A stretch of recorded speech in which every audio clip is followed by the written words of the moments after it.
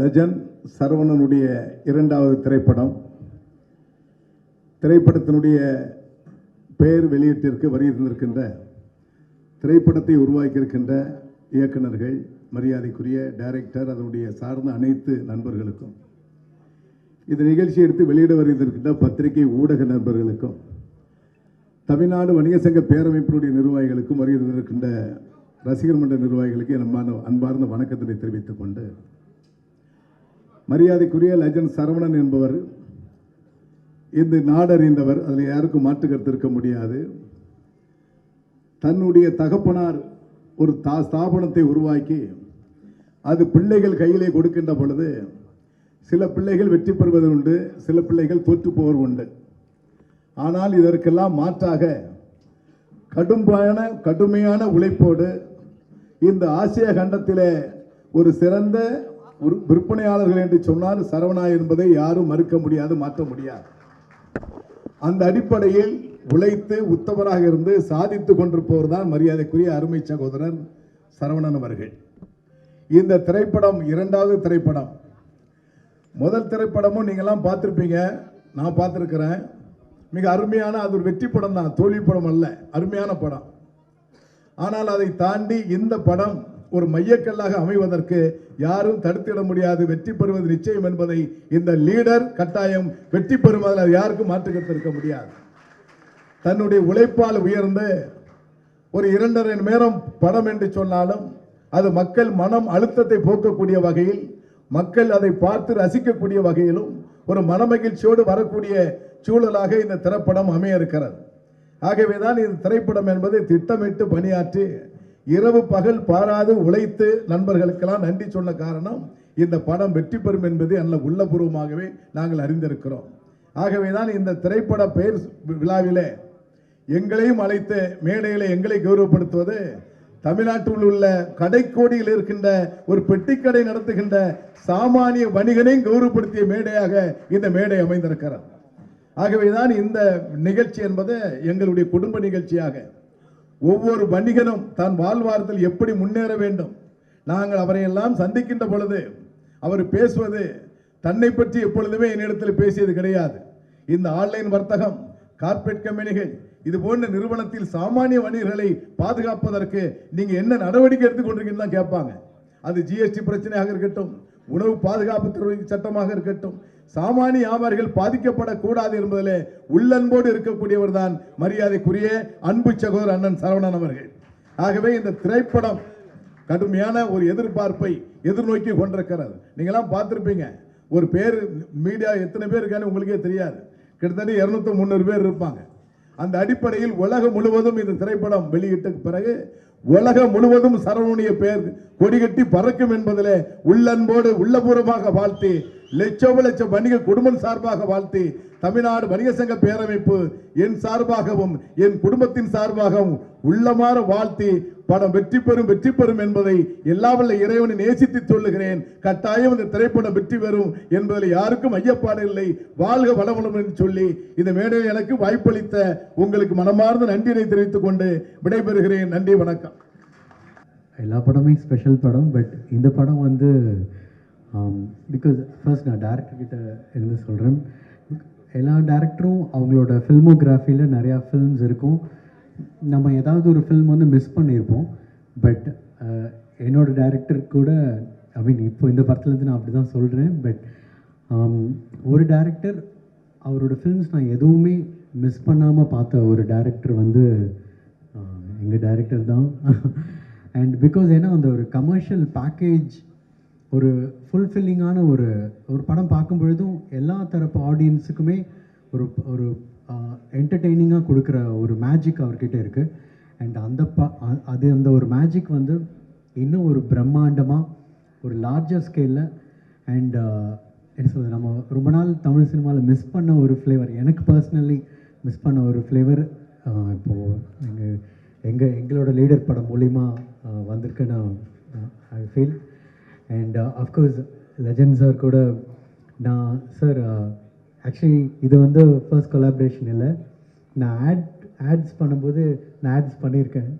So and it's a special film. ஏன்னா எங்கே போனாலுமே வந்து நான் வந்து லெஜண்ட் சார் படம் பண்ணுறேன் அப்படின்னு சொல்லும் பொழுது எனக்கு எல்லாருமே பாயிண்ட் அவுட் பண்ணி இல்லை ரொம்ப நல்லா பண்ணுங்கள் ரொம்ப நல்லா பண்ணுங்கன்னு எனக்கு இன்ஃபேக்ட் துணிவப்போ நிறைய பேர் மிரட்டுவாங்க. அதுக்கப்புறம் எனக்கு லீடருக்கு வந்து நிறைய பேர் சொல்லிட்டு இருந்தாங்க கண்டிப்பாக நீங்கள் பண்ணுங்கள், அந்த சாங்ஸ் எல்லாமே நல்லா ரீச் ஆகும், ஆடியன்ஸ் ஃபேமிலியாக பார்ப்பாங்கன்னு.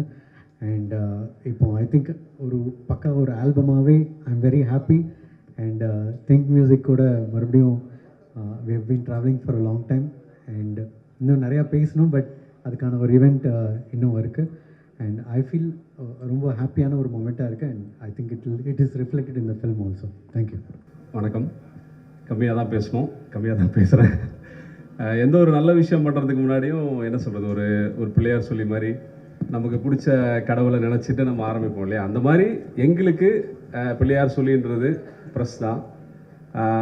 எங்கள் படத்தினுடைய இந்த முதல் லுக்கை சார் சொன்னார், ப்ரெஸ்ஸுக்கு முன்னாடி நம்ம அதை ரிவீல் பண்ணுவோன்னு சொன்னார். அது பிள்ளையார் சொல்லி மட்டும் இல்லை, பிள்ளையாரே நீங்கள் தான். ஏன்னா ஆடியன்ஸுன்ற கடவுள்கிட்ட போகிறதுக்கு முன்னாடி உங்களை பார்த்துட்டு தான் நாங்கள் போனோம். ஸோ வந்திருக்கிற ப்ரெஸ், மீடியா, இன்டர்நெட், சோஷியல் இதை சேர்ந்த எல்லாருக்கும், நண்பர்கள் எல்லாருக்கும் வணக்கம். இந்த படம் ஒரு சில வார்த்தைகள். இந்த படம் வந்து எப்படி ஆரம்பிச்சது அப்படின்னா 2022 நானும் சாரும் பேசிகிட்டு இருந்தோம். ஆக்சுவலி கருடனுக்கு அப்புறமா நான் இந்த படம் பண்ணல.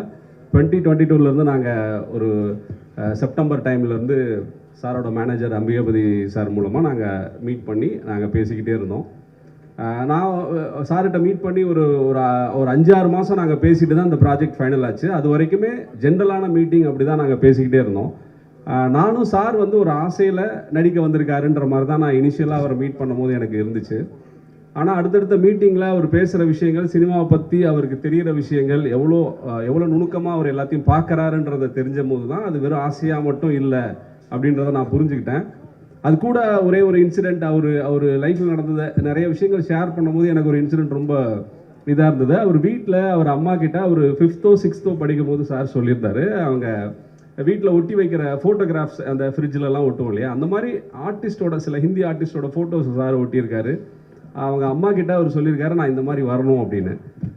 அது வந்து அப்படியே அதுக்கப்புறமா அவர் வந்து தன்னோட குடும்பத்துக்காகவும் சில கனவுகளுக்காகவும் இன்னைக்கு மிகப்பெரிய உச்சத்தை ஒரு ஃபீல்டில் அவர் வந்து அந்த சாதனையை செஞ்சுருக்காரு. இருந்தாலும் அந்த சிறுவனுடைய கனவை தான் இன்னைக்கு ஒரு இளைஞனுக்கான உத்வேகத்தோடு அவர் எடுத்துட்டு போகிறாரு அப்படின்றது வந்து ரொம்ப இன்ஸ்பைரிங்காக இருந்தது எனக்கு. அவரோட உழைப்பு வந்து அவ்வளோ கடின உழைப்பு. இந்த 2 வருஷத்தில் நான் அவர்கிட்ட இருந்து நிறைய விஷயங்கள் கற்றுக்கிட்டு இருக்கேன். ஏன்னா ஒரு உச்சத்தில் இப்படி ஜெயிச்ச ஒருத்தர் இன்னொரு ஃபீல்டில் வந்து திரும்ப ஸ்க்ராட்ச்லேருந்து ஆரம்பிக்கிற மாதிரியான ஒரு வேலையை செய்கிறதுக்கும், அதுக்கு அவ்வளோ கடின உழைப்பை போடுறதும், ஒரு பெரிய அசாத்தியமான துணிச்சலும் ஒரு தன்னம்பிக்கையும் இருக்கணும். அது வந்து இந்த 2 வருஷத்தில் நான் அவர்கிட்ட பழகினதில் எனக்கு ரொம்ப இன்ஸ்பைரிங்காக இருந்தது. நிறைய விஷயங்கள் நான் ஷூட்டிங்கில் நடந்ததெல்லாம் ஷேர் பண்ணணும். பட் இனிஷியலாக எனக்கு வந்து இந்த ப்ராஜெக்ட் ஆரம்பிக்கும் போது இருந்த அந்த கிக் ஸ்டார்ட் பண்ணும் போது இருந்த அந்த எனர்ஜி சொல்கிறேன். எனக்கு வந்து ஓகே, நம்ம வந்து ஒரு டைரக்டருக்கு வந்து என்ன இருந்தாலும் அல்டிமேட் இதுன்றது வந்து நம்ம நினைக்கிறத செய்யறதுக்கு அலோவ் பண்ணுற ஒரு ப்ரொடியூசர். அப்படி ஒரு ப்ரொடியூசராகவும் நான் என்ன சொன்னாலும் செய்யறதுக்கு ரெடியாக இருக்கிற ஒரு நடிகராகவும் அவர் இருக்காருன்ற அந்த துணிச்சலோடு தான் நான் இந்த படத்தை ஆரம்பித்தேன். அப்படி தான் இன்றைக்கி முடிச்சிருக்கோம். சாட்டிஸ்ஃபைடாக வந்திருக்குன்னு நினைக்கிறேன். நீங்கள் கிளிம்ஸ் பார்த்துட்டீங்க, மற்ற உங்களோட கிளிம்ஸ் பற்றின ரிவ்யூஸை சொல்லுங்கள். அப்புறம் என்னோட நன்றி, நான் கருடனுக்கு நான் யாருக்கும் தேங்க் பண்ணல, ப்ரெஸ்ஸுக்கு எல்லாத்துக்கும். ஸோ அதுக்கும் என்னோட நன்றிகள். உங்களோட ரிவ்யூஸ் எல்லாமே இந்த கிளிம்ஸையும் பார்த்துட்டு உங்கள் ரிவ்யூஸை சொல்லுங்கள். நான் என்னன்றதை என்ன இருந்தாலும் நான் கற்றுக்கிட்டு அடுத்ததாக போகிறதுக்கு ரெடியாக இருக்கிற ஒரு ஃபிலிம் ஸ்டூடெண்ட்டாக நான் அதை ஏற்றுக்கிறேன். ரொம்ப நன்றி. என்னோட க்ரூவுக்கும், music director, cameraman, art director, fight master, editor வரல இன்னைக்கு, அவருக்கு எல்லாருக்கும் என்னோட தேங்க்ஸ். என்னோட டீம், என்னோட கோ டைரக்டர்ஸ், என்னோட ரைட்டர் டீம் எல்லாருக்கும் என்னோட நன்றிகள். இந்த படத்தினுடைய காஸ்ட், நடிகர்கள் பெரும்பாலானவங்களை நாங்கள் கூப்பிடல. ஏன்னா ஒரு சின்ன ஈவெண்ட்டாக பண்ணலாம் சார் சொன்னார். இந்த கிளிம்ஸை வந்து ஒரு சின்ன ஈவெண்ட்டாக பண்ணுவோம் அப்படின்னு சொன்னார். நானும் ஒரு சின்ன ஈவெண்ட்டாக இருக்குன்னு தான் நினச்சேன். பட்டு சார் அவர் பாயிண்ட் ஆஃப் வியூவில் சின்ன ஈவெண்ட்டுன்னு சொல்லியிருக்காரு. ஃபர்தரான ஈவெண்ட்ஸில் நம்ம நடிகர்கள் எல்லாருமே வருவாங்கன்னு நினைக்கிறேன். ப்ளீஸ் உங்கள் கமெண்ட்ஸை சொல்லுங்கள். வாய்ப்புக்கு நன்றி. தேங்க்யூ. இந்த நேரத்தில் அனைவருக்கும் என் பணிவான அன்பான வணக்கத்தை தெரிவித்துக் கொள்கிறேன். லீடர் இந்த படத்தோட டைட்டில் பார்த்ததும் எல்லாருக்கும் என்ன தோணுனா, இது ஒரு அரசியல் சார்ந்த படமா இல்லை இது ஒரு எந்த மாதிரி படம்னு ஃபஸ்ட்டு ஒரு கொஸ்டின் வரும். இது வந்து இந்த படத்தில் ஒரு அரசியல் சார்ந்த காட்சிகளோ இல்லை அரசியல் சார்ந்த ஒரு வசனங்களோ ஒரு துளி கூட இதில் கிடையாது. இது முழுக்க முழுக்க ஒரு கமர்ஷியல் என்டர்டைன்மெண்ட் ஃபிலிம். இப்போ இந்த கிளிம்ஸ் பார்த்துருப்பீங்க, இதுதான் அதில் ஒரு சின்ன ஒரு துளி, அதாவது ஒரு சோனா பாத்துக்கு ஒரு சின்ன ஒரு துளி இது மாதிரி இந்த படத்துடைய எசன்ஸ் இதுதான். இதே போல் தான் இந்த படம் வந்து கம்ப்ளீட்டாக ட்ராவல் ஆகும். இந்த படத்துடைய ஸ்டோரி பார்த்தீங்கன்னா, ஒரு சாதாரண ஒரு இன்னசென்டான ஒரு அப்பா பிள்ளை, அவங்க ஒரு சந்தோஷமான வாழ்க்கையை வாழ்ந்துட்டு இருக்காங்க. திடீர்னு அவங்க வாழ்வியில் வந்து பார்த்தீங்கன்னா, திடீர்னு ஒரு மிகப்பெரிய ஒரு கேங்ஸ்டர் வந்து அதில் இன்டர்ஃபியர் ஆகிறாங்க.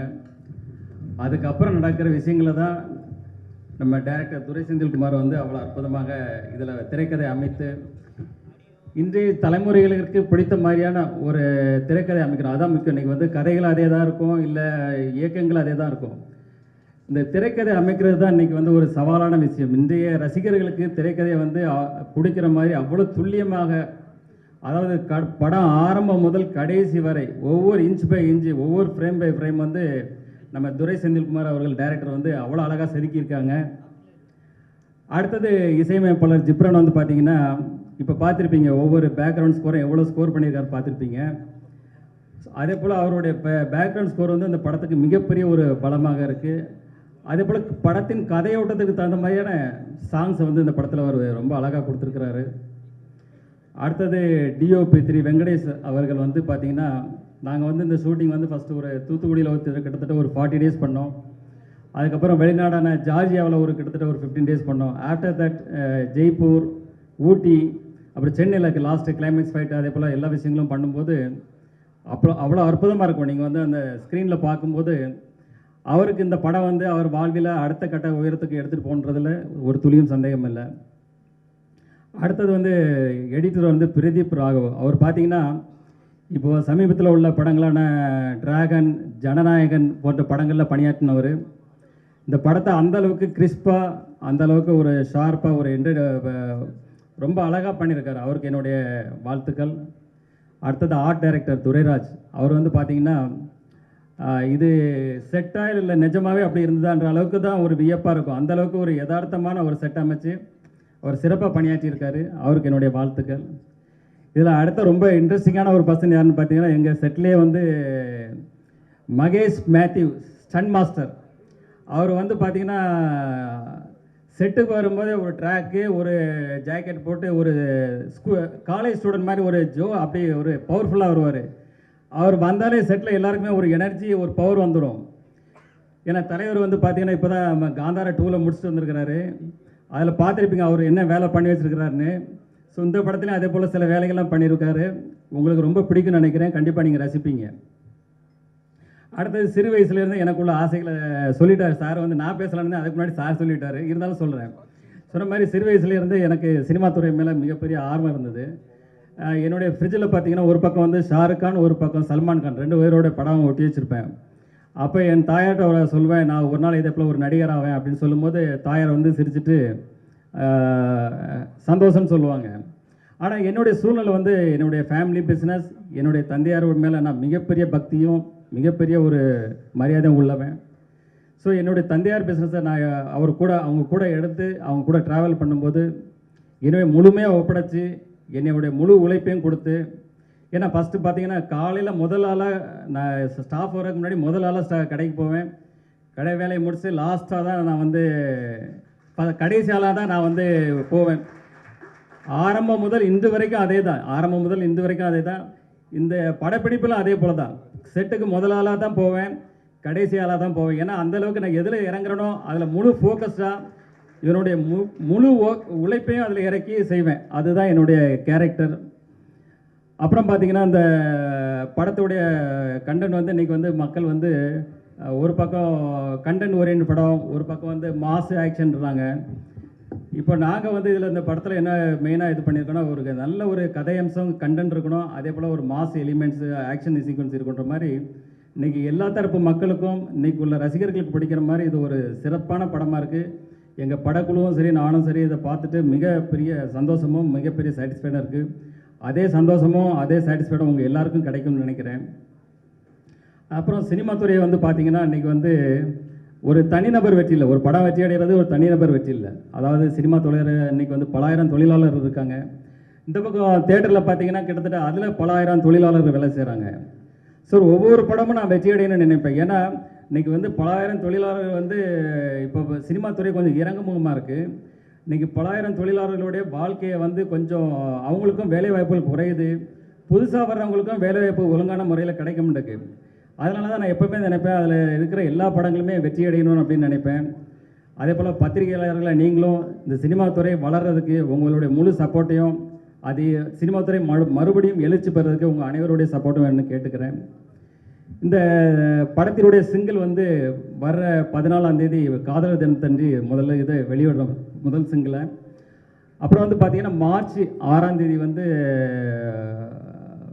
கிளிம்ஸ் வெளியிடுறோம். அது இதே போல் ஒரு பவர்ஃபுல்லாக, இதோட பவர்ஃபுல் பேக்கடாக இருக்கும். அது நீங்கள் வரும்போது பார்ப்பீங்க. அடுத்தது இந்த படத்தை வந்து ஏப்ரல் மாதத்தில் ரிலீஸ் பண்ணுறதுக்கு எல்லா வேலைகளும் போயிட்டுருக்கு. அதுக்கு முன்னாடி ஒரு 10-12 நாளைக்கு முன்னாடி நாங்கள் வந்து ஆடியோ ஃபங்க்ஷன் வந்து ரொம்ப கிராண்டாக பண்ணணும். அதுக்கான வேலைகளும் போயிட்டுருக்கு. அந்த நேரத்தில் ப்ரெஸ்ஸு உங்கள் முன்னாடி தான் எல்லா இதுவும் நடத்துவோம். உங்கள் எல்லாருக்கும் இப்போவே உங்களுக்கு இன்விடேஷன் பண்ணிடுறேன். எல்லாரும் கலந்து கொண்டு இந்த விழாவை சிறப்பாக செய்யணும்னு இப்போவே வேண்டி கேட்டுக்கிறேன். அதே போல் இந்த ஆடியோ ஃபங்க்ஷன் விழாவில் ரசிகர்களாகட்டும், அதில் நடித்து அதில் ஒர்க் பண்ண எல்லா டெக்னீஷியன்ஸ், அதே போல் ஆல் ஆர்டிஸ்ட் எல்லாருமே அதில் கலந்துக்கிடுவாங்க. அதுக்கப்புறம் தொடர்ந்து படத்துக்கான ப்ரொமோஷன் உங்கள் மீடியா உங்கள் கூட தான் இணைந்து செயல்பட போகிறோம். நீங்கள் எல்லாம் தொடர்ந்து எங்களுக்கு ஆதரவு தரணும். மீண்டும் ஒரு முறை உங்கள் எல்லாருக்கும் நன்றியும் வணக்கங்களையும் கூறிக்கொண்டு உங்களிருந்து விடைபெறுகிறேன். நன்றி, வணக்கம் சார். வணக்கம் சார். சார் வணக்கம் சார். கிளிம்ஸ் பார்த்தோம், ரொம்ப சூப்பராக இருந்தது. தேங்க்யூ. ஒரு ஃபுல் எனர்ஜியோட பக்காவாக பண்ணியிருக்கீங்க, வாழ்த்துக்கள். துரை செந்தில்குமார்கிட்ட சார் இந்த கேள்வி சார், படத்தினுடைய டைட்டில் லீடர் தெலுங்கில் வந்து இந்த பாலகிருஷ்ணா படத்தோட டைட்டில் தான். ஸோ தெலுங்குல இது வரதுனால ஏதாவது டைட்டில் இஷ்யூ இருக்குமா, இல்லை ஆல்ரெடி என்ஓசி வாங்கியிருக்கோமா சார்? Check sir. வணக்கம் சார். சார் லீடர் டைட்டில் வந்து அவரோட டைட்டில் இல்லை சார், அது முன்னாடி வந்த படம் சார். ஏவிஎம் ராணா சார் நடிச்சிருப்பாங்க, ஒரு பழைய இன்னும் கொஞ்சம் முன்னாடி வந்த படம் சார். லெஜெண்ட்ன்ற படம் தான் அவர் பண்ணியிருந்தார் சார். லீடர் படம் தெலுங்குல இல்லை சார், அது முன்னாடி வந்த படம் தான். பட் இன்னைக்கு காமனாக நம்ம தமிழில் அந்த மாதிரி டைட்டில் இல்லை சார், லீடர் டைட்டில் இல்லை. இல்லை தெலுங்குக்கு தான் தெலுங்குலேயும் வாங்கிட்டோம், ரெஜிஸ்டர் பண்ணிட்டோம். அது 2003-4 வந்த படம் சார் அது. ஸோ ராணாவோட ஃபர்ஸ்ட் படம். ஃபர்ஸ்ட் படம் leader. Legend sir. Yes sir. Yeah, இந்த ஃப்ளேவர் ரொம்ப நல்லா இருக்கு. Yes sir. எங்கள் எல்லாத்துக்குமே பிடிச்சிருக்கு. ரொம்ப சந்தோஷம், வாழ்த்துக்கள். தேங்க்யூ. அண்ட் லீடர் அதே டைட்டில் பற்றி தான் கேள்வி. ஆனால் என்னென்னா இப்போ நம்ம ரஜினி சாரை வந்து நம்ம தலைவர்னு சொல்லிகிட்டே இருக்கிறோம். சரி, அவருக்கு கூட லீடர் அப்படின்ற டைட்டில் வச்சு அவர் படம் பண்ணலை. சரிங்க சார். அண்ட் விஜய் இப்போ அரசியலுக்கு வர்றாரு. சரிங்க. அவர் கூட அந்த லீடர் அப்படின்ற டைட்டில் அவருக்கு கிடைக்கல.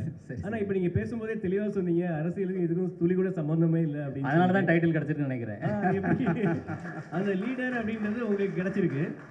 ஸோ நீங்கள் லீடர், உண்மையாகவே லீடராக இருக்கிறதா இருந்தால் யாருக்கு லீடராக இருக்க விரும்புகிறீங்க? இந்த டைட்டில் கிடைச்சதுக்கு நீங்கள் எப்படி ஃபீல் பண்ணுறீங்க? டைட்டில் கிடைச்சது சந்தோஷம். என்னோட லீடர் வந்து என்னுடைய தந்தையார் தான். நாளை லீடர் யாருன்றதை நான் அப்புறம் சொல்கிறேன், கொஞ்சம் காலம் ஆகட்டும். வாழ்த்துக்கள் சார். இங்கே சார், இப்போ இருக்க ஜென்ரேஷனில் வந்து இப்போ ஒரு கொஸ்டின் இருக்குது சார். சார் இங்கே சார், இங்கே left side Melvin. S sir. Sir, இப்போ இருக்க ஜென்ரேஷனில் வந்து அதான் வந்து ஒரு காமனாகவே இருக்குது, இந்த மாதிரி ரத்தம், இது மாதிரி ரொம்ப ஆக்ஷன்லாம் பார்த்துட்டு தான் இப்போ இருக்க ஜென்ரேஷன் வந்து கெட்டு போகிறாங்கன்னு சொல்லிட்டு. ஸோ சடனாக உங்களே பார்க்குறதுக்கு ரொம்ப எங்களுக்கே பிரம்மாண்டமாக இருக்குது ஸ்க்ரீன். சரி. பட் ஆனால் நீங்கள் எப்படி இந்த கதையை சூஸ் பண்ணீங்க? இப்போ இருக்க ஜென்ரேஷனுக்கு நீங்கள் என்ன சொல்ல விரும்புகிறீங்க? இல்லை, இது வந்து ஜென்ரேஷனில் வந்து வெறும் இது ஒரு ஆக்ஷனு வெட்டு குத்து அப்படி கிடையாது, பிளட்டு அப்படி கிடையாது. இது வந்து ஒரு எமோஷன் கண்டென்ட்டான ஒரு ஃபிலிமு. நீங்கள் அந்த படம் பார்க்கும்போது தான் தெரியும் இது எந்த அளவுக்கு இது ஒரு எமோஷன் கண்டென்ட்டாக. இது வந்து எவ்ரி ஒன் ஹார்ட், அது வந்து ரொம்ப டச் பண்ணும். அது வந்து அது படம் பார்க்கும்போது கண்டிப்பாக நீங்கள் வந்து அதை புரியும். இது வந்து கம்ப்ளீட்டாக இது வந்து நீங்கள் சொன்ன மாதிரி பிளட்டு அந்த ஹிஸ்டரி அது மாதிரி போகாது. எமோஷன் கண்டென்ட்டாக அவர் செய்கிற வேலைகள், அவர் வந்து செல்ஃப் ப்ரொடக்ஷனுக்கு என்னென்ன பண்ண போகிறன்றது தான் இதில் இருக்குது sir. Thank you. Director sir. Yes sir. Sir, legend சார்கிட்ட வந்து கதை சொல்லனாவே வந்து ரொம்ப கஷ்டமான விஷயம். ஏன்னா அவர் எல்லாத்தையும் நோட் பண்ணுவார். ஸோ ஒரு ஆக்ஷன் சீக்வன்ஸ் சொல்லும் போது இது மாதிரி ஒரு ஃபைட்டு வருது, இது மாதிரி பிளட் எல்லாம் வருதுன்னு சொல்லும் போது அவர் என்ன உங்களுக்கு ரியாக்ஷன் கொடுத்தாரு, என்ன நடந்தது அந்த இடத்துல? சார், நம்ம தனியாக ஃபைட்டை மட்டும் சொல்ல மாட்டோம் சார், ஒரு கதையோட எக்ஸ்டென்ஷனாக தானே சொல்லுவோம். அப்போ எமோஷனலான ஒரு இடத்துல சரியான இந்த ஃபைட் வருதுன்னு சொல்லும் போது அந்த தொடர்ச்சியை அவர் புரிஞ்சுக்கிட்டதுனால எனக்கு எதுவும் பிரச்சனையாக இல்லை சார். ஏன்னா ஃபைட்டுன்றது தேவையில்லாத வைக்கும் போது தான் அந்த கேள்விகள் வரலாம். ஒரு எமோஷனோட எக்ஸ்டென்ஷனாக ஒரு வீட்டில் ஒரு பிரச்சனை, எந்த காரணத்துக்காக சண்டை இருக்குது கதையில் அப்படின்னு நம்ம அந்த தொடர்ச்சியோடு சொல்லும் போது யாராக இருந்தாலும் அக்செப்ட் பண்ணிப்பாங்கல்ல சார். அப்படி தான் ரிசீவ் பண்ணார் சார். அந்த கேரக்டராக இந்த கேரக்டர் இப்படி பண்ணுது அப்படின்றது மாதிரி தான் உள்வாங்கிக்கிட்டாரு. அதனால எனக்கு அது ஈஸியாக தான் இருந்தது சார் அந்த ப்ராசஸ். சல்மான் கான் ஷாருக் கான் ஃபோட்டோஸ் வச்சு பார்த்துருக்குன்னு சொல்லிட்டு சொன்னார். உங்ககிட்ட ஸ்டோரி சொல்லியிருப்பார். உங்ககிட்ட ஸ்டோரி சொல்லியிருப்பாரு. நீங்கள் வந்து அவர் எந்த இடத்துல வச்சு பார்க்குறீங்க? யார் புரியல சார்? அவர் அந்த ஃபோட்டோ வச்சு சொல்லியிருப்பாரு, நான் வந்து இது மாதிரி ஆக்டர் ஆகணும்ன்ட்டு. ஏ சார், நீங்கள் வந்து ஒரு டேரக்டராக அவர் எந்த இடத்துல வச்சு பார்க்குறீங்க?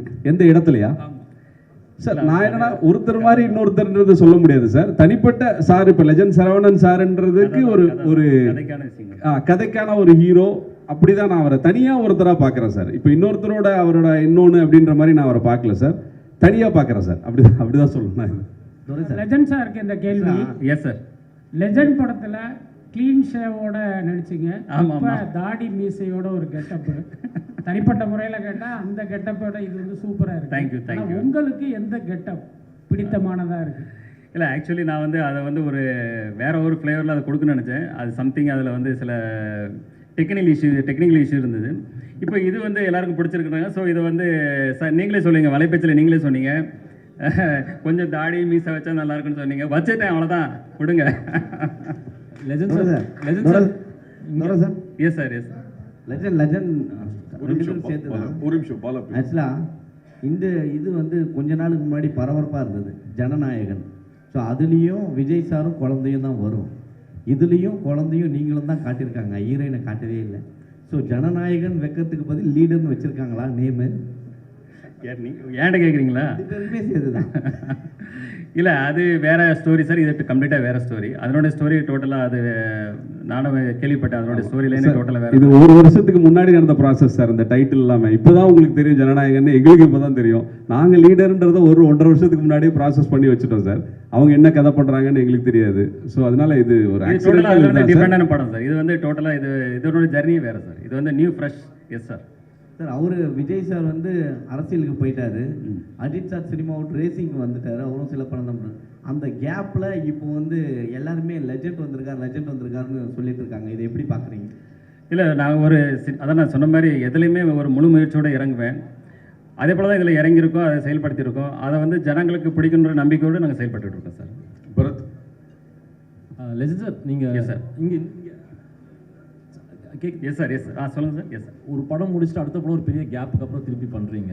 Yes sir. அது உங்களை தயார்படுத்திக்கிட்ட விதம் ஏன்னா நிறைய விமர்சனங்கள் வந்திருக்கும். முதல் படம் முடிச்சப்போ பாசிட்டிவும் இருக்குது, நெகட்டிவும் நீங்கள் சந்திச்சிருப்பீங்க நிறையா. ஸோ உங்களை தொழில் முறையில் நான் இவ்வளோ பர்ஃபெக்டாக நான் ப்ரிப்பேர் பண்ணிக்கிறேன், உங்களை நீங்கள் பாலிஷ் பண்ணிட்டது என்னென்ன விதம், என்னென்ன கற்றுக்கிட்டீங்க?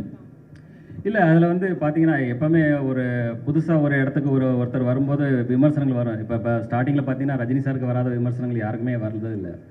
ஸோ விமர்சனங்கள் வந்து வந்தாலும் நம்ம வந்து ஒரு நம்பிக்கையோட நம்மளுக்கு ஒரு இலக்கு தெரியும். அந்த இலக்கை நோக்கி நம்ம பயணிக்கும்போது நம்ம கிளியராக மைண்டு அதை நோக்கி பயணிக்கும் போது அது வெற்றி கிடைக்கும் போது அந்த விமர்சனங்கள் அப்படி பாசிட்டிவாக மாறிடும். இதுதான் என்னுடைய கொள்கை sir. Legend sir. Yes sir. First படமும் உங்களுக்கு எள்ளு, இந்த படமும் ஃபர்ஸ்ட் அது தானாக அமைஞ்சதுங்க. தானாக அமைஞ்சது. அது ஒன்றும் பிளான் பண்ணல, தானாக அமைஞ்சது. அஜித் சார் வீலியே ஸ்டார்ட் பண்ணுவார். இல்லை, அப்படி இல்லை, அதை தானாக அமைஞ்சது சார். இது எதுவும் ப்ராக்டிஸ் இது பண்ணல. Yes sir. Next sir. Frame sir.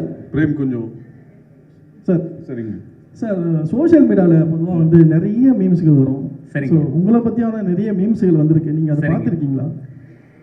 இல்லை, அதை பாதர் பண்ணுறதில்ல. ஏன்னா எனக்கு தெரியும், என்னுடைய இலக்கு எனக்கு தெரியும். அதனால் அதை பெருசாக நான் பாதர் பண்ணுறதில்ல. நான் என்ன இலக்கு நோக்கி பயணிச்சுட்டே இருப்பேன்.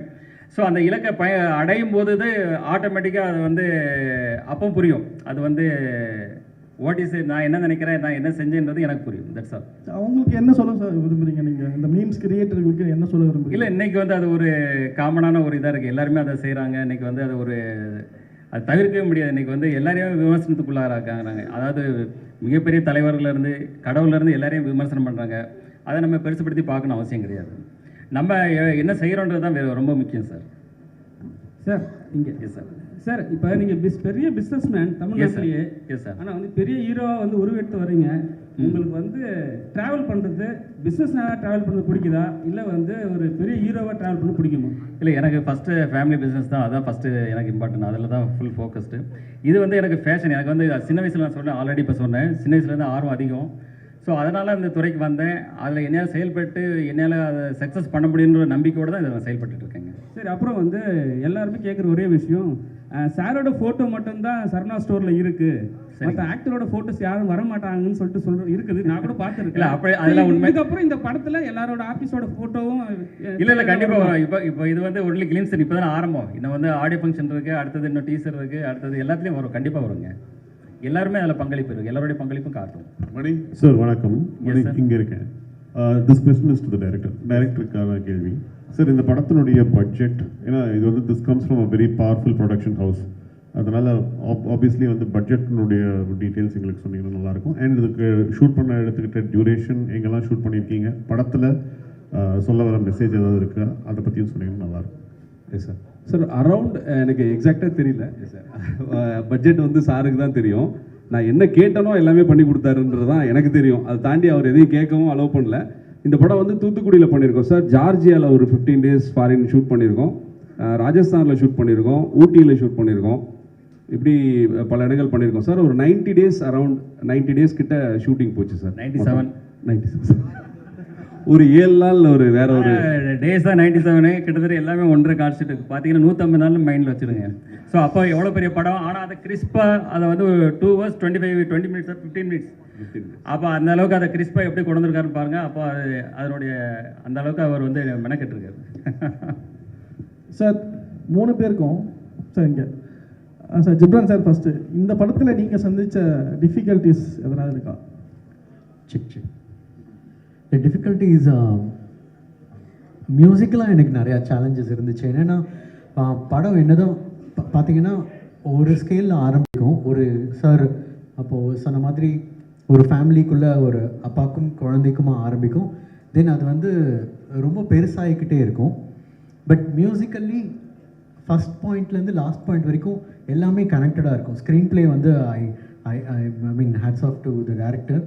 ஸோ அதை எமோஷனல் கண்டென்ட்டும் இருக்கும். அதே எமோஷனல் கண்டென்ட் ஒரு லார்ஜர் ஸ்கேலில் இப்போது ஒரு ஆக்ஷன் சீக்வன்ஸ்லேயோ ஒரு ஸோ அந்த டிரான்ஸ்ஃபர்மேஷன் மியூசிக்கல்லி பண்ணுங்கிறது எனக்கு மியூசிக்கல்லி கொஞ்சம் சேலஞ்சிங்காக இருந்த ஒரு விஷயம். அண்ட் அப்புறம் இன்னொரு விஷயம், வேறு டேரக்டரோட பிகாஸ் அவரோட ரொம்ப கிளாரிட்டியாக இருந்தார். இது வேணும் எனக்கு, இந்த ஆப்ஷன்ஸ் போகிறது, இது இப்படி இருக்கலாம், இல்லை எனக்கு கொஞ்சம் டைம் கொடுங்க, நான் ஃபஸ்ட்டு ஒன்று ஓகே பண்ணிட்டு செகண்ட் ஒன்று ஓகே பண்ணுறது, இன்னும் அந்த மாதிரி எனக்கு கன்ஃபியூஷன்ஸ் இல்லை. ஸோ அதனால் எனக்கு இது எனக்கு ரொம்ப ஹெல்ப்ஃபுல்லாக இருந்துச்சு இந்த பாட்டு நான் சொல்லுவேன். சரவணன் சார், உங்களுக்கு சார். Yes sir. சார் உங்களுக்கு அதான் இந்த படத்துக்கான டிஃபிகல்ட்டிஸ் எதனால் இருக்கா? இல்லை, எனக்கு டிஃபிகல்ட்டுன்னு பார்த்தீங்கன்னா நம்ம விடிவி கணேஷ் சார் தான். ஏன்னா அவர் கூட நடிக்கிறதுன்றது எனக்கு அதான் மிகப்பெரிய சவாலாக இருந்தது இந்த படத்தில். ஆனால் சார் வந்து என்ன பண்ணிட்டாரு, படத்தோடைய மூடு மாறிடுன்னு சொல்லி நிறைய சென்சார் போட்டு எல்லாத்தையும் தூக்கிட்டாரு நிறைய விஷயங்களை. ஸோ எனக்கு ரொம்ப கஷ்டமாக இருந்து நான் வேலை பார்த்தது நம்ம விடிவி கணேஷ் சார் தான். அவர் தான் தேங்க்ஸ் சொல்லணும். சார் நீங்களும் சொல்லுங்கள் சார், உங்களுக்கான டிஃபிகல்ட்ஸ் இந்த படத்தில் என்னென்ன? இல்லை சார், எனக்கு அப்படி எதுவும் இல்லை சார். நான் ஒவ்வொரு என்ன சொல்கிறது, நம்ம ஒரு சீனை ஒவ்வொரு நாளும் எப்படி எடுக்க போகிறோன்ற ஒரு இதோட தான் ட்ரீமோட தான் ஒவ்வொரு டைரக்டரும் செட்டுக்கு போவோம். அது கரெக்டாக முடிஞ்சுதான்றதை ஈவினிங் டபுள் செக் பண்ணுவோம். அப்படி தான் நான் இந்த ப்ராசஸை பார்த்தேன், அப்படி தான் இதுக்குள்ளே இருந்தேன். எனக்கு தனியாக அப்படி எதுவும் கஷ்டமாக எதுவும் தெரியல சார் இந்த படத்தில். இன்னும் சொல்ல போனால் எனக்கு சில படங்களில் நம்ம ப்ரொடியூசரை சில விஷயங்கள் கன்வின்ஸ் பண்ண வேண்டியிருக்கும். இந்த படத்தில் நான் என்ன நினைக்கிறேனோ அது எல்லாத்தையும் பண்ண முடிஞ்சதுனால எனக்கு கொஞ்சம் ஈஸியாக தான் இருந்தது இந்த படம் பண்ணுறது, மற்ற என்னோட படங்களை விட. அப்படி தான் நான் சொல்லணும் சார். சார் மோகன் அங்கே முடிச்சுட்டு வரட்டும். அதாவது சொல்லுங்க. சினிமா சார்ந்த விழாக்களுக்கு வந்து சினிமா சார்ந்த பிரபலம் வச்சு தான் ஆடியோ ஃபங்க்ஷனோ டீசர் எல்லாம் வெளியிடுவாங்க. சரி, ஆனால் நீங்கள் விக்ரமராஜா சார் வச்சு பண்ணியிருக்கீங்க, அதுக்கு காரணம் என்ன? இல்லை, அவர் என்னுடைய நண்பர், நீண்டகால நண்பர். அதாவது இன்னைக்கு வியாபாரத்துறையில் என்னுடைய துறையிலே அவர் இருக்கிறாரு, அதை சார்ந்த மக்கள் அவர் கூட இருக்காங்க. ஸோ அந்த நட்பு ரீதியாக நான் வந்து அவரை என் கூட இணைச்சிக்கிட்டேன். அந்த நட்பு இன்னைக்கு இல்லை, இன்னைக்கு ரொம்ப சிறு வயசுலேருந்தே இருக்குது. இந்த நட்பு எங்கே தொடரும், இது வந்து அதுக்கு எல்லையே கிடையாது. சார், ஃபஸ்ட்டு வந்து லெஜண்ட் சரவணா பேர் இருந்தது சார். அப்போ வந்து லெஜண்ட் சார்னு கூப்பிட்டுருந்தாங்க. இப்போ லீடர் சரவணான்னு சொல்லிட்டு போடுவாங்க சார் நேமு, இல்லை வந்து கண்டினியூவாக லெஜண்ட் சரவணா தான் வரும்? படத்தோடைய பேர் தான் இல்லை லீடர், என்னுடைய பேர் லெஜண்ட் சரவணன் தான் சார். ஏன்னா ஆக்சுவலி சரவணன் தான் இருந்தது. அப்புறம் அந்த கடை பேர் வரும்போது லெஜெண்டுன்னு வரும்போது நிறைய சரவணன் இருந்ததால் லெஜெண்ட் சரவணன் அதை கொஞ்சம் மாற்றிக்கிட்டோம், அவ்வளோதான். That's all. Legend sir director இல்லை ஸ்டண்ட் அதிகமாக பண்ணுறதுதான் சொன்னாங்க. ஸ்டண்ட் பார்க்கும்போது கிளிம்ஸ்லேயே காமிச்சிங்க. ஆமாம். ஸோ இதுக்காக டைரக்டர் ஏதாவது ப்ராக்டிஸ் அனுப்புனாரா? ஏன்னா இப்போ சமீபத்தில் ஆன் ஸ்பாட் பண்ணுறது தான், எல்லாமே ஆன் ஸ்பாட் தான், இறங்கி அடிக்கிறது தான். ஆமாம்மா. அது சொல்லுவார் அவர் இதில் சொல்லுவார், தலைவர் யார் சன் மாஸ்டர் சொல்லுவார், அன்னைக்கு ஆடியோ ஃபங்க்ஷனில் சொல்லுவார். சார் இயக்குனர் சார். Yes sir. இந்த சைடு சார். எங்கே சார்? இங்கே சார். Right sir. சொல்லுங்கள். கருடன் வந்து மிகப்பெரிய வெற்றி உங்களுக்கு. இப்போ வந்து லீடர் பண்ணியிருக்கீங்க. தமிழக மக்களுக்கு இந்த படம் வந்து என்ன மாதிரி தாக்கத்தை ஏற்படுத்தும் சார்? சார் மக்களுக்கு தாக்கத்தை பெரிய கேள்வியாக இருக்குது சார். இது அந்தளவுக்குலாம் இல்லை சார். ஒரு திரைப்படமாக அவங்களுக்கு ஒரு என்டர்டெயின்மெண்ட்டும் ஒரு டேக் அவே பாயிண்ட்டும் நம்ம சின்னதாக ஒன்று பண்ணிட்டாலே ஒரு பெரிய அச்சீவ்மெண்ட் தான் சார் இன்றைக்கி இருக்கிற தமிழ் சினிமா சூழலில். ஏன்னா இது பிஸ்னஸும் சேர்ந்தது இல்லை சார் ஒரு திரைப்படம்ன்றது. ஸோ இதில் அந்த பிளெண்டு கரெக்டாக இருக்கும் சார். ஒரு டேக் அவே இருக்கும், ஒரு ஃபேமிலிக்கான என்டர்டெயின்மெண்ட், அது கூட எல்லாமே சேர்ந்த மாதிரியான ஒரு கமர்ஷியல் பேக்கேஜ் தான் சார் அந்த படம். சரவணா சார். சார் ஃபஸ்ட்டு படம் வந்து சூப்பர் கான்செப்ட். அதாவது சுகர் பேஷண்ட் வந்து மருந்து, அதுக்காக நீங்கள் இறங்குனீங்க. அதுவே பெரிய ஒரு வரவேற்பாக இருந்தது. Yes sir. ஆனால் இப்போ சமீபமாக பார்த்தீங்கன்னா இந்த போதை கலாச்சாரம் அந்த படங்கள்லாம் வர ஆரம்பிச்சுது. ஸோ இந்த மாதிரி போதை கலாச்சாரம் அந்த மாதிரி உங்கள்கிட்ட ட்ரெண்டிங்கில் அந்த மாதிரி ஸ்டோரிஸ் ஏதாவது வந்தால் நடிப்பீங்களா? மக்களுக்கு மெசேஜ் சொல்கிற மாதிரி படங்கள் நடிப்பீங்களா? இல்லை, எப்போவுமே இதில் வந்து ஒரு கான்செப்டோடு தான் இருக்குது. இதில் வந்து பார்த்தீங்கன்னா பார்க்கும்போது எல்லாருமே ஒரு பாசிட்டிவ் வைப்ரேஷன் வரும். கண்டிப்பாக நெகட்டிவ் ஷேடான விஷயங்கள் எதுவுமே நான் பண்ண மாட்டேன். ஸோ இது ஒரு பாசிட்டிவ் தான். இந்த படத்தில் பொறுத்த வரைக்கும் எல்லாமே கம்ப்ளீட்டாக பாசிட்டிவாக தான் இருக்கும். Sir Saravanan sir. Yes sir. இங்கே சார் பட்டி தொட்டி எல்லா இடத்துலையுமே உங்களுக்கு தெரியும். Yes sir. இந்த படத்தை நீங்கள் அடிமட்ட மக்களுக்கும் போய் சேர அளவுக்கு நீங்கள் என்ன மாதிரி எடுத்துகிட்டு போய் சேர்க்க போகிறீங்க சார் இந்த படத்தை? இல்லை, அதுக்கு முதல் ஆச்சாரம் தான் இது. உங்கள் முன்னாடி தான் இப்போ இருக்கும். இது உங்கள் முன்னாடி இருக்கிறத விட வேறு என்ன இருக்குது? பட்டி தொட்டிக்கிட்ட போய் சேர்றது நீங்கள் தான் ஆகும். உங்கள் மூலமாக தான் எல்லாத்தையுமே சேரப்போகுது. இதை விட பெருசு என்ன இருக்குது sir? Legend sir. Yes sir. ஆக்சுவலாக படங்களில் வந்து பார்த்தீங்கன்னா மாஸ் ஹீரோக்கள் இப்போ சமீபமாக பார்த்தீங்கன்னா யோகி பாபு வாயில் கூட சிகரெட் வச்சுட்டாங்க. சரிங்க. ஆனால் நீங்கள் ஸ்டார்டிங்லேருந்து அந்த இது பண்ணலை. ஆமாம், சிகரெட் தண்ணி வந்தால் சிகரெட்டு ட்ரிங்க்ஸ் ரெண்டுமே பண்ண மாட்டேன். கேட்க அவ்வளோதான், போதுமா? நான் ரியல் லைஃப்லேயும் பண்ணுறதில்ல, சினிமாவிலையும் அது பண்ணுறதில்லை. Sir Saravanan sir. Yes sir. முதல் படத்தில் ஊர்வசி ரவுத்தையில் வைக்கிறீங்க. ஆமாங்க. ஆமாம். இந்த படத்தில் ஹீரோயினை கண்ணில் காட்ட மாட்டேங்கிறீங்க. இல்லை, ஆல்ரெடி நான் தான் சொல்கிறேன் மாதிரி பாயல் ராஜபுத்னு சொல்லிட்டு ஆடியோ ஃபங்க்ஷனில் எல்லாருமே கலந்துக்குவாங்க. எல்லா ஆர்டிஸ்டும் கலந்துக்குவாங்க. நெக்ஸ்ட் சார் வணக்கம். வணக்கம் சார். பாலமுருகன் சாணக்கியாவில் இருந்து. S sir. சார் துரை செந்தில்குமார் சாரோட கதை பண்ணணும்னு எதன் அடிப்படையில் இந்த இயக்குனர்கிட்ட படம் பண்ணணும்னு நீங்கள் முடிவு? இல்லை, நான் வந்து மிகப்பெரிய டைரக்டர்ஸ் 2-3 பேர்கிட்ட பேசிகிட்டு இருந்தேன். அது வந்து எனக்கு சில உடன்பாடுகள் ஏற்படலை. சார் கூட உட்கார்ந்து பேசும்போது எனக்கு அவங்க சொன்ன கதையாகட்டும் மற்ற விஷயங்களாகட்டும் எனக்கு ரொம்ப பாசிட்டிவாக இருந்தது. ஸோ அதனால் அவர் கூட இணைந்து இதை பணியாற்றும் போது தான் தெரிஞ்சது இந்த அளவுக்கு பிரமாதமாக இவர் பண்ணிகிட்ருக்காரு, ரொம்ப நல்லா இருக்குன்னு சொல்லிட்டு உடனே இப்போ பாதி படம் போயிட்டு இருக்கும்போது அடுத்த படம் பண்ணணும் சார்னு சொல்லிட்டு இப்போ படம் முடிகிறதுக்கு முன்னாடி அட்வான்ஸ் கொடுத்து அவருக்கு அக்ரிமெண்ட்டும் போட்டாச்சு அடுத்த படத்துக்கு. சரவணன் சார், லெஜண்டில் வந்து விவேக் சார் நடிச்சிருப்பார். எஸ், அவரு லைவ் ஆடியோ தான் போட்டிருப்பீங்க. இப்போது லைவ் ஆடியோ தான் அதில் போட்டிருப்பீங்க. ஸோ அது கொஞ்சம் ரஷ்ஷாக அது கொஞ்சம் சவுண்டு ஏற்றி தான் பண்ணியிருப்பீங்க. இப்போ ஏஐ அந்த மாதிரிலாம் வந்துருச்சு. ஆமாம். அந்த வாய்ஸை மாற்றிட்டு ஏஐ ஏதாவது வைக்கிறதுக்கான வாய்ப்பு இருக்குமா விவேக் சாருக்கு? இல்லை, அது ஏதாவது ரீரிலீஸ் இருந்தால் அதை யோசிக்கலாங்க, அந்த டைம் பார்க்கலாங்க. Yes sir. ஓகே. தேங்க்யூ.